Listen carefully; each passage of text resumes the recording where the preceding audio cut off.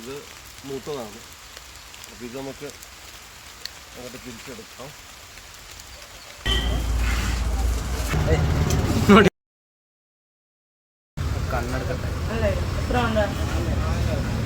എല്ലായിടത്തും ചക്കയായോ? ഞങ്ങൾക്കിന്നൊരു ചക്ക കിട്ടി. അപ്പോൾ ഇന്ന് ചക്കപ്പുഴുക്കാണ്. ചക്ക മാത്രമല്ല, നല്ല നെയ്മീൻ്റെ തലക്കറി വയ്ക്കാൻ. അപ്പോൾ ചക്കപ്പുഴുക്കും നെയ്മീൻ്റെ തലക്കറിയും.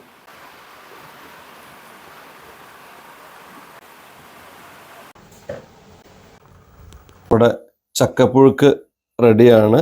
അപ്പോൾ ഞാൻ കുറച്ചെടുക്കുകയാണ്. മീൻ്റെ തലക്കറിക്ക് പ്രത്യേക രുചിയാണ്. ആദ്യം തലക്കറിയുടെ രുചി ഒന്ന് നോക്കാം.